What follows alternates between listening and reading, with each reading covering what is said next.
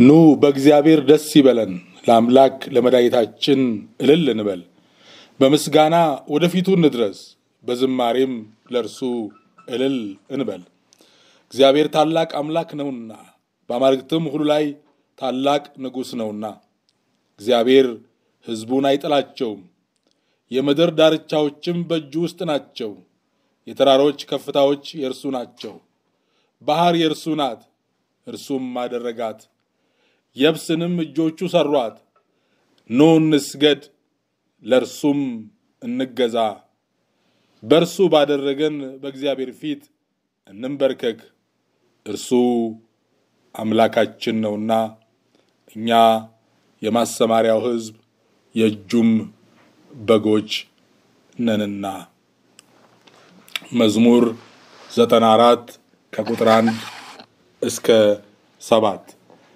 እግዚአብሔር ወገኖች በያላችሁበት በጌታችን በመድኃኒታችን በኢየሱስ ክርስቶስ ስም ሰላም ለእናንተ ይሁን እላለሁ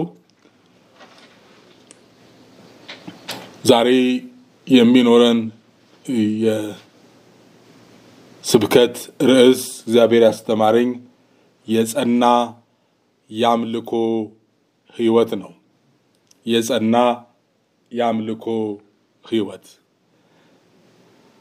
ዘፍጥረት ምዕራፍ 12 ከቁጥር 5 እስከ 8 ዘፍጥረት ምዕራፍ 12 ከቁጥር 5 እስከ 8 አብርሃምም ሚስቱን ሶራንና የወንድሙን ልጅ ሎጥን ያገኙትን ከብት ሁሉ በካራን ያገኙአቸውን ሰዎች ይዞ ወደ ከነዓን ምድር ለመሄድ ወጣ ወደ ከነዓን ምድር ገቡ አብርሃምም እስከ ሴኬም ስፍራ እስከ ሞሪያ ድባር ዛፍ ድረስ በመድር አለፈ የከነዓንም ሰዎችም በዚያን ጊዜ በመድሩ ነበሩ እግዚአብሔርም ለአብርሃም ተገለጠለትና ይህችን ምድር ለዘር እሰጣለሁ አለው እርሱም ለተገለጠለት ለእግዚአብሔር በዚያ ስፍራ መሰዊያን ሰራ ከዚያም በቤቴል ምስራቅ ወዳለው ተራራ ወጣ በዚያም ቤቴልን ወደ ምዕራብ ጋይን ወደ ምስራቅ አድርጎ ድንኳኑን ተከለ በዚያም ለእግዚአብሔር መሰዊያን ሰራ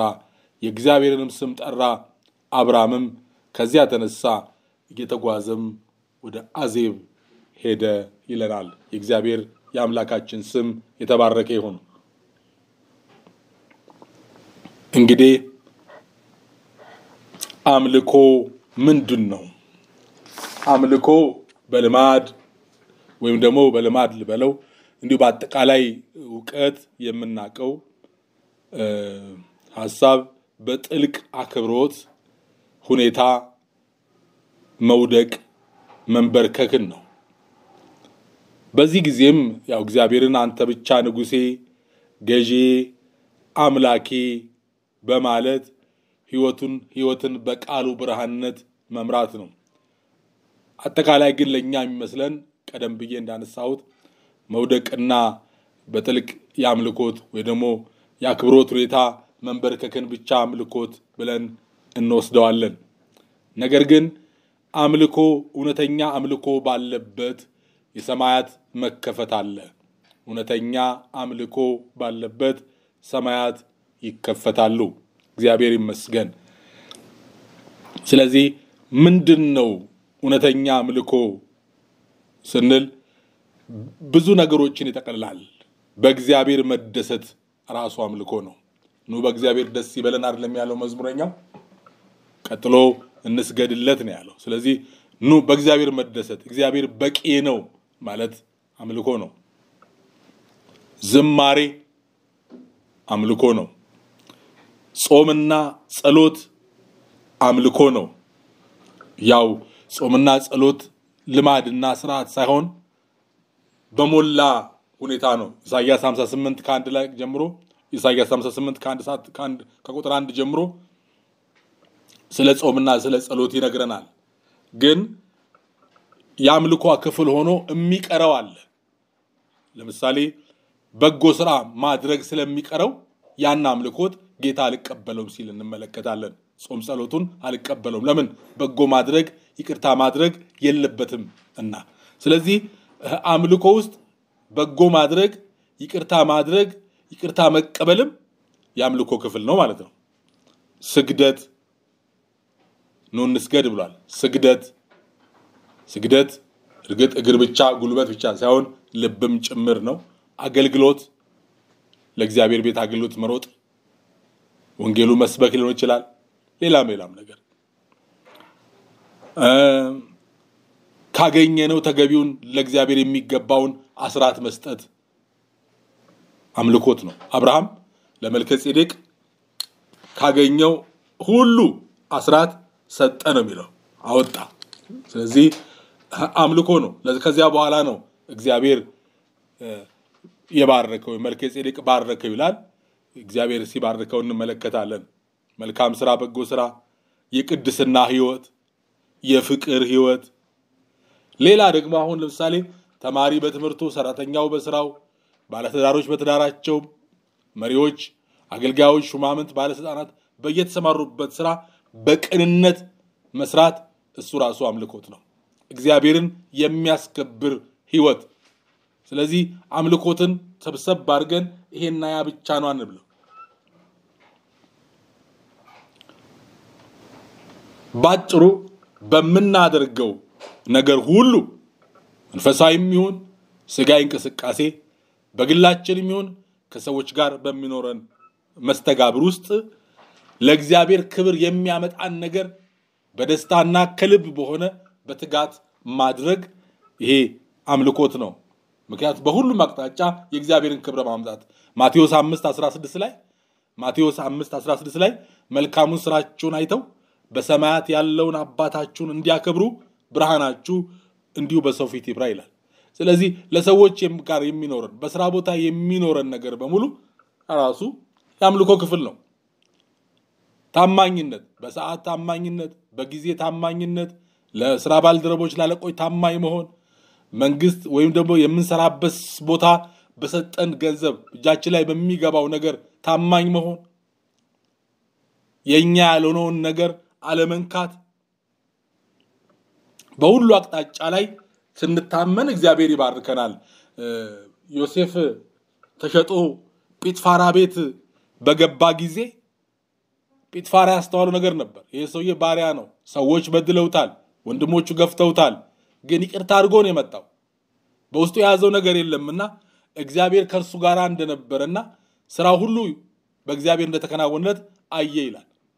ስለዚህ በይቅርታ መኖር ራሱ የአምልኮ ክፍል ነው ማለት ነው።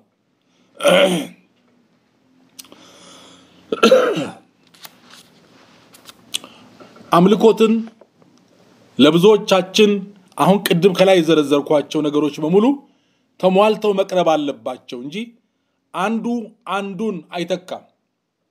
ሰዎች ለእግዚአብሔር ጊዜ ሳይሰጡ ገንዘብ ሊሰጡ በመስጠታቸው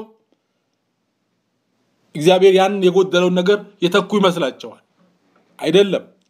ኃጢአት ሰርተው ንስሐ ሳይገቡ ገንዘብ በመስጠትና እርዳታ በማድረግ እግዚአብሔርን ለመሸንገል ወይም ደግሞ ያን ጉለታቸውን ለማስተካከል የሚችሉ ወይም ይሄ ኮምፐንሴሽን ነው የሚባለው በእንግሊዘኛ ያስባሉ። በአምልኮ ህይወት ውስጥ ኮምፐንሴሽን ወይም እንደ ካሳ ክፍያን በለው የለም። ሁሉም ነገር መደረግ አለበት። ማገልገል እየቻለ እየተገባው እኔ ለማገልገል አልችልም ሌላ ነገር ጉዳይ አለኝ ብሎ ግን ለእግዚአብሔር ቤት ስራ ገንዘብ ሰጠስ ቢል አግባብ አይደለም። አጭበርብሮ ሰርቆ ከመንግስትም ግብር አታሎ ለቤተ ክርስቲያን ለአገልግሎት ብዙ ገንዘብ መስጠትም እግዚአብሔር ይቅር የሚል ይመስላቸው ሰዎች አሉ። ይሄ አምልኮ አይደለም። እንደውም ያልጸዳውን ንጹህ ያልሆነውን አምልኮት እግዚአብሔር ይጸየፈዋል።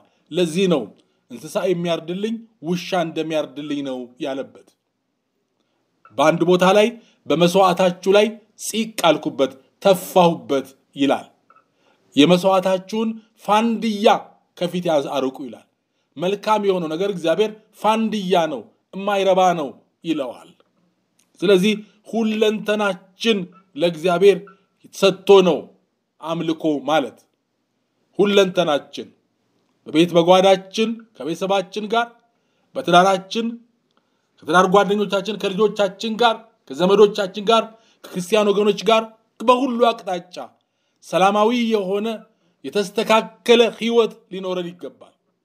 በቤታችን ችግር አስቀምጠን መድረክ ላይ ብንዘል ያመለክን አይደለም፣ እግዚአብሔርን እንሸነግለዋለን ማለት ነው።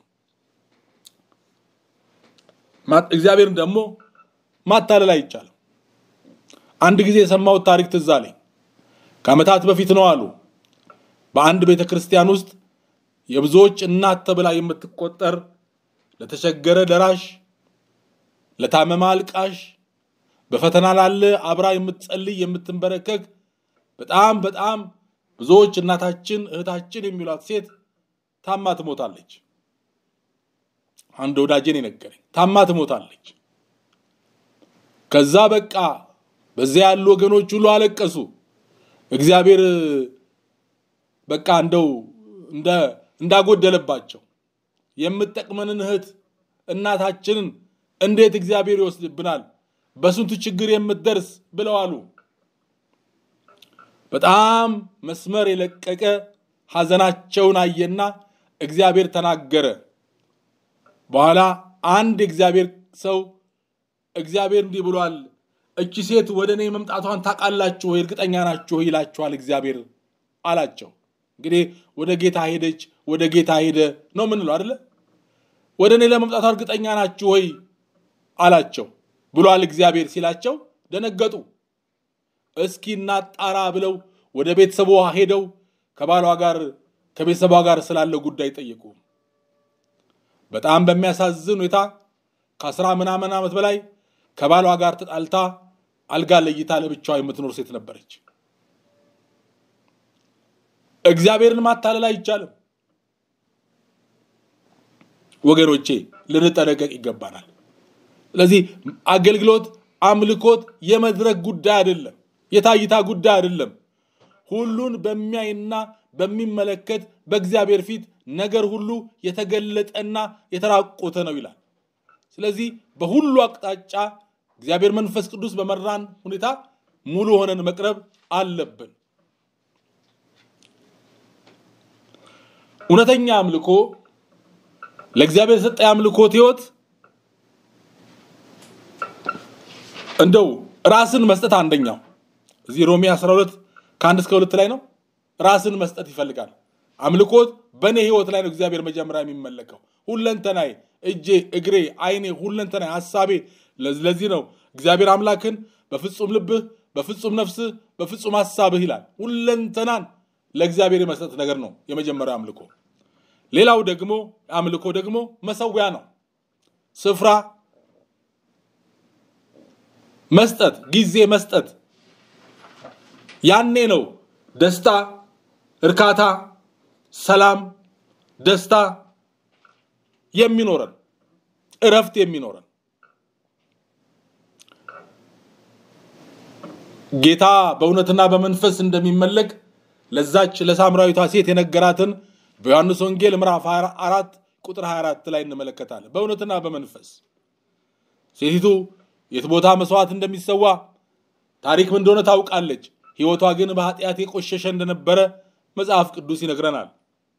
ግን አላት በእውነትና በመንፈስ እንጂ ከስፍራና ከቦታ ከሁኔታ ጋር የሚያያዝ አይደለም። አንዳንዴ አምልኮ የሚለን ምን ይመስላል? ለአንዳንድ ሰዎች ቃሉን ሳናቅ ስንቀር በቃ ጥብቅና ጽኑ በሆነ እንቅስቃሴ ውስጥ መሆን፣ በቃ ስርዓት መጠበቅ።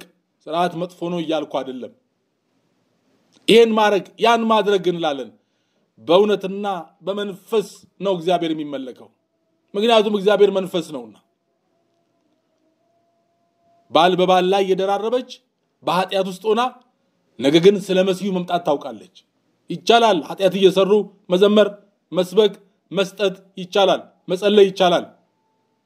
ግን የእውነትና የመንፈስ እርካታ የለውማ። ሴቲቱ እኮ ነገሯን ስትጥል ነው ያረፈችው።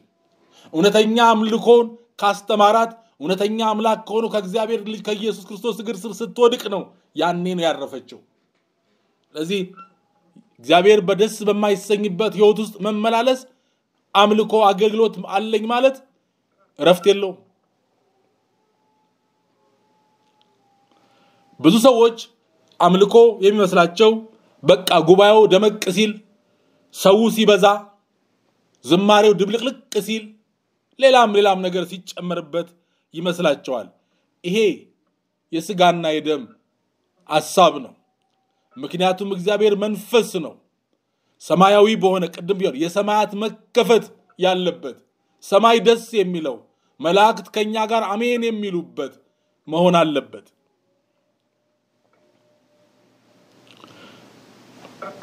እንጂ ብዙ ሰው ከሌለ ጥሩ ሰባኪ ወይ ደሞ ላም ዝማሬዎች ኳየር ከሌለ አምልኮ ያለ ማይመስላቸው ሰዎች አሉ። እግዚአብሔር በዝምታ ውስጥም ይመለካል።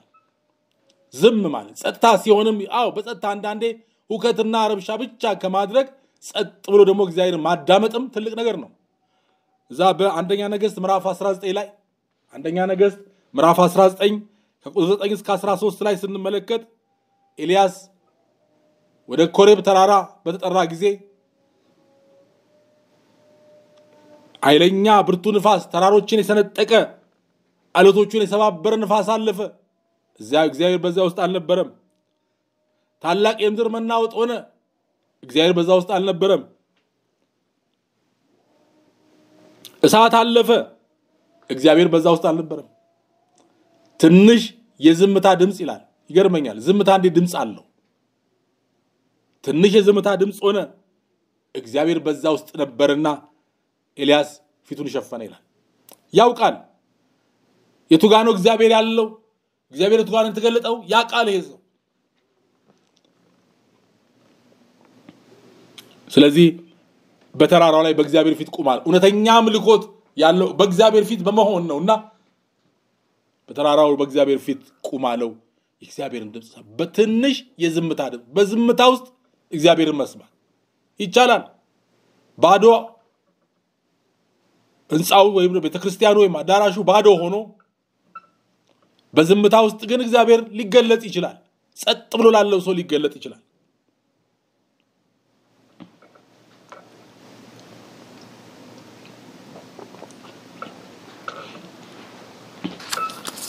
አብርሃም በተዘዋወረባቸው ቦታዎች ሁሉ ለእግዚአብሔር መሰዊያ ይሰዋ ነበር። መሰዊያ ከእግዚአብሔር ጋር ህብረት የምናደርግበትና ኃይልን የምንቀበልበት የምንለቅበት ነው። ሰው መሰዊያ ካለው ከእግዚአብሔር ጋር የጸና ህብረት ቦታ ጊዜ ሁኔታ ካለው አንደኛ ከእግዚአብሔር ጋር ህብረት አለው። ሁለተኛ ከእሱ በዚያ ቦታ ሲሆን ኃይል ይለቀቃል። እግዚአብሔር ጸጋ ይብዛልን። ኃይል መውጣት አለበት ከአምልኮት ውስጥ። እስራኤል ያሸነፉት ኢያሱ ሲዋጋ አይደለም። በተራራው ላይ ሙሴ በትሩ ይዞ ሲቆም ነው። ኃይል ይለቀቃል። ኢየሱስ 40 ቀንና 40 ሌሊት ከጾመና ከጸለየ በኋላ ለስሙ ክብር ይሁንና በተመለሰ ጊዜ የሆነውን እንመለከታለን። ለኛ ምሳሌነት እንጂ እሱ የሚያስፈልገው እንዳይደለ ታውቃላችሁ። ነገር ግን በተመለሰ ጊዜ እውር ሲበራ ዲዳው ሲናገር ሰዎች ወደ ወንጌል ሲመጡ እንመለከታለን። ኃይል ይለቀቃል። ስልጣን አለ። ታስታውሳላችሁ ኤልያስ የበዓል ነቢያትን እስቲ መሰዊያ ስሩ አላቸው። ምክንያቱም መሰዊያ ላይ ከአምላክ ጋር አምላክ ብለን ከምንጠራው ጋር ህብረት እንዳለን የምናሳይበት ከዚያም በኋላ ያ የምናመልከው የኛ የምንለው ኃይል አለው የምንለው እውነተኛ ከሆነ እውነተኛ ሆኖ ነው ከመሰዊያው ላይ መስዋዕት ተቀብሎ መልስ የሚሰጠው። ስለዚህ የበዓል ነቢያት መልስ አልሰጣቸው ማምላካቸው መሰዊያ ላይ ህብረት አላቸው። መስዋዕት ሰውለታል፣ ደማቸውን ጭምር ያፈሱለታል። ኃይል ግን አይለቅም። አጋንንቶች ከንቱ አማልክቶች መሰዊያ ያሰራሉ። በመሰዊያው ላይ የሚያመልኳቸውን ሰዎች ህብረት ያደርጋሉ፣ ያስራሉ። ግን ከመሰዊያቸው ላይ ከሁሉ የበለጠ ኃይልን ግን አይለቁም። የኤልያስ አምላክ እግዚአብሔር ትልቅ ነው። እግዚአብሔር ይመስገን። እሱ ግን መሰዊያን ሰራ፣ መስዋዕት አቀረበ። እግዚአብሔር መስዋዕቱን ተቀበለ፣ ኃይል ወጣ። አያችሁ። ስለዚህ ያስፈልጋል። ዳንኤልን ተመልከቱት። ትንቢተ ዳንኤል ላይ ብታነቡ ምዕራፍ 6 ላይ ዳንኤል ያለማቋረጥ እግዚአብሔርን ያመልክ ነበር። ሁሉ ጊዜ የምታመልከው አይደለም የሚለው በእንግሊዘኛው serves continually ይለዋል። ያለማቋረጥ የምታመልከው ያለማቋረጥ። ስለዚህ አያችሁት የዳንኤል አምልኮ የተለየ ነው። ለምን? ታማኝ ነው። ጠላቶቹም የተነሱበት በተሰጠው በተሾመበት ሹመት ላይ ታማኝ፣ የመንግስት ገንዘብ የማይነካ፣ ሰው የማይበድል፣ ጉቦ የማይቀበል፣ ፍርድ የማያጣምም ነበር። ይሄ አምልኮቱ ክፍል ነው። ሌላው ደግሞ ምናቀው ሲጀመር ጀምሮ የረከሰ አይደለም፣ የረከሰውን ነገር የማይበላ ነው። አያችሁ የቅድስና ህይወት ያምልኮ ክፍል ነው። ስለዚህ ሁሉ ጊዜ ያመልከን። ሰይጣን በታማኝነቱ ሊያገኘው አልቻለም፣ በኃጢአት ህይወት ሊያገኘው አልቻለም። አሁን በመሰዊያው መጣበት፣ በአምልኮቱ መጣበት፣ በጸሎት ህይወቱ መጣበት። ለ30 ቀን ከንጉሱ በቀር ወደ አምላኩ የሚጸልይ ይሙት የሚል አዋጅ ወጣ። አያችሁ ሰይጣን የመሰዊያ ስፍራችንን ማስፈረስ ወይ ነው ማቋረጥ ለሱ ትልቅ ድል እንደሆነ ያውቃል። ሰይጣን እግዚአብሔር ገሰው 30 ቀን ምን አለው አላለም። የለም በሬን ዘግቼ መስኮቴን ዘግቼ ልጸልይ አላለም። አዋጁን ሰማ። ነገር ግን እንደ ልማዱ ይላል ኢየሱስም እንደ ልማዱ አለ ብለው እንደ ልማዱ ሊጸልይ መጣ። እንደ ልማዱ አምልኮት እንደ ልማድ መቋረጥ የለበት። ልማድ ሲባል አንዳንዱ ዝም ብሎ ልማድ ይሆናል፣ ግን ትክክለኛው ነው። እንደ ልማድ ማለት የማይቋረጥ እንደ ልማዱ መስኮቱን ከፍቶ ሲጸልይ እጅ ከፍንጭ ያዙት። እግዚአብሔር የተመሰገነ ይሁን። እንዲህ ብንያዝ ምን አለ? ኢየሱስ ሲመጣ ጠላታችን እኛን ሊያጠቃ ሲመጣ እያመለክን እየዘመርን እያገለገልን እየጸለይን ቢያገኘን ውጤቱን ታያላችሁ። ስለዚህ ያዙት። ሁሉ ጊዜ ያመልክ ነበርና ሰይጣን የፈለገው መሰዊያውን ሊያስፈርሰው፣ ያምልኮ ጊዜውን የጸሎት ህይወቱን እንዲያቋርጥ፣ የጾም ህይወቱን እንዲያቋርጥ፣ ታማኝነቱን እንዲያቋርጥ ጫና ሲበዛበት በቃ ቢቀርስ እንዲል ነበር። ግን እሱ አላደረገው። ተያዘ። እግዚአብሔር የሚያንበሶቹን አፍዘጋ። ቀድሞ ያስቀመጠው ቀድሞ የተለማመደው የማይቋረጥ ያምልኮት ህይወት ያንበሶቹን አፍዘጋ። ስለዚህ የጸና ያምልኮት ህይወት ካለን የቅድስና ህይወት ካለን አሁን እንወጣለን። ዮሴፍ በቅድስና ህይወት በመጽናቱ ነው ከእስር ቤት ወጥቶ ለክብር የበቃው።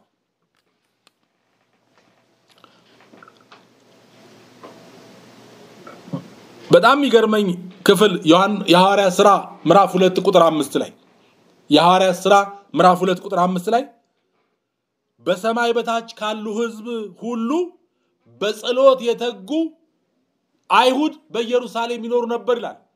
እነኚህ በኢየሩሳሌም የነበሩ አይሁዶች ከሰማይ በታች ካለ ህዝብ እንደነሱ የሚጸልይ የለም። ጸሎታቸው ከሐዋርያት በላይ ይበልጣል።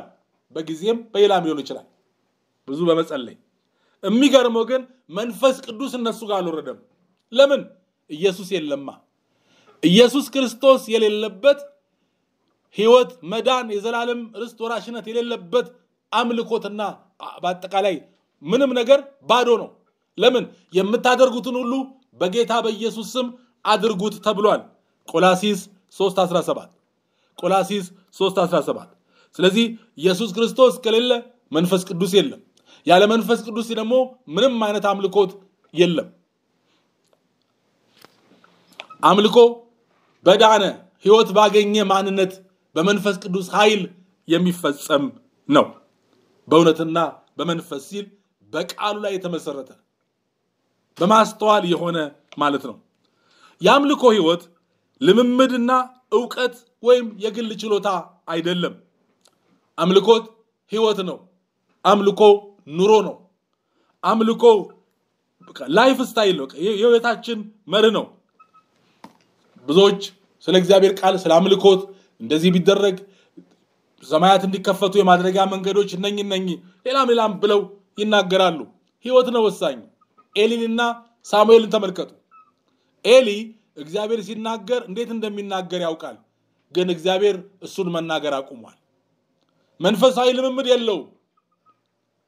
ሳሙኤል ደግሞ መንፈሳዊ ልምምድ የለውም እግዚአብሔር ሲናገር አያውቅም አይሰማም አይረዳም ግን እግዚአብሔር ሊያናግር ሄደው ሳሙኤልን ነው ለምን ብንል የህይወት ጉዳይ ነው የመሰጠት ጉዳይ ነው ኤሊ ሲተኛ ሳሙኤል ግን በቤተ መቅደስ መብራቱን አብርቶ ቁጭ ብሎ ይጠብቃል እያመለከ ይጠብቃል ኤሊ ደንዝዟል አይኖቹ ከማየት ጆሮቹ ከመስማት ደንግዘዋል በኃጢአት ቸልታ ህይወት ውስጥ ገብቷል ከእግዚአብሔር ይልቅ ልጆቹን አስቀድሟል ስለዚህ እግዚአብሔር ዝም ብሎታል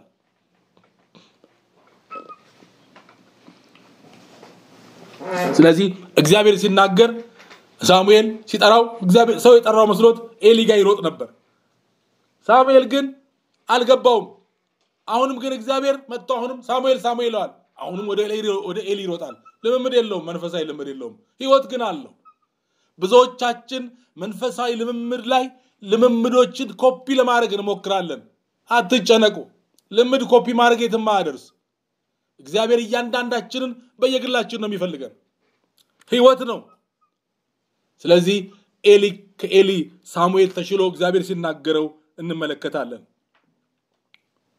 እንዴት እንደሚናገር ግን የማወቅ ችሎታም አይደለም እግዚአብሔር በቀጣኛን መናገር ነው ትልቁ ክብር የዛሬ ሳምልኮት እንዴት ነው ዛሬ በዘመናችን የምናየው ራሳችንን ሁላችንን አስገብተን የምንመለከተው አምልኮት እንዴት ነው አምልኮ አሳለፋችሁ የዛሬው ሰባኪ የተናገሩት እግዚአብሔር ቃል አቤት መዝሙሩ ዜማው ሙዚቃው ምናምን ነው ምንለው ወይስ በትክክል የእግዚአብሔር ህልውና የእግዚአብሔር መገኘት ሰምቶናል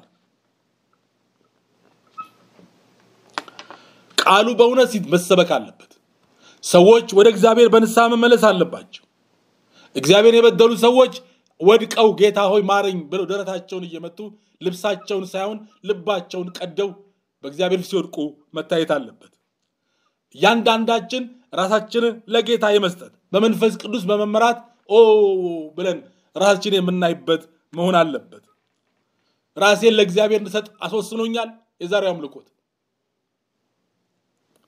የበደሉኝን ይቅር እንድል ለበደልኳቸው ደግሞ ይቅርታ እንድጠይቅ አስወስኖኛል ራሴን ማንነቴን አሳይቶኛል ወይ መጠይቅ አለብን ለብዙዎቻችን እንዳለው የአምልኮ ህይወት የሙዚቃው መድመቅ ይመስለናል ዛሬ ያለ ሙዚቃ መሳሪያ አምልኮ የማይደምቅበት ሁኔታ ታይቷል አደጋ ነው ለምን ሙዚቃ በራሱ አቅም አለው ሙዚቃ የተፈጥሮ አለው ጦር ሜዳም እኮ ሲኬድ የቀረርቶ የሚያነቃቁ ነገሮች ካሉኮ ሰው ጥይትን ሞቱን ህይወቱን ሳይሳሳ ይዋጋል ስለዚህ በሙዚቃ እንዳንታለን ሙዚቃው ደመቅ ከያንዳንዱ ነገር ጋር ሙዚቃ እየተነካካ ውስጋችን እንዲነቃቃ የሚደረግበት አካሄድ ተገቢ አይደለም መንፈስ ቅዱስ በራሱ በእውነተኛ አምልኮቱ ስንሆን የሚያነቃቃን ቀደሙት ቅዱሳን በጉባኤ በተሟላ መሳሪያ አይደለም ሰማያት የደረሱት በተሰጠ ማንነት በእውነተኛ አምልኮት ህይወት በተሰበረ ልብ ነው እግዚአብሔር የተሰበረው ልብ የተዋረደው ልብ አይንቅምና ለአንዳንዶች ደግሞ አጋንንት ሲጮህ የተለያዩ ነገሮች ሲደረጉ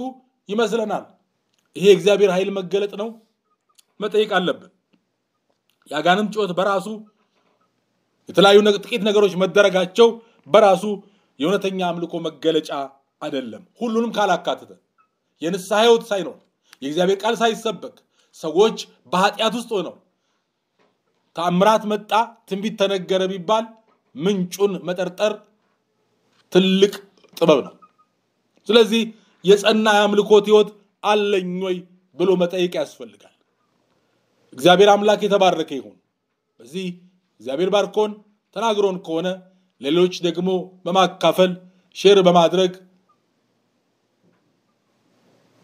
የእግዚአብሔርን ሥራ እንድንሰራ በጌታ ፍቅር አደራ ላለው እግዚአብሔር ሰላም ከሁላችን ጋር ይሁን ሰላም ሁኑልኝ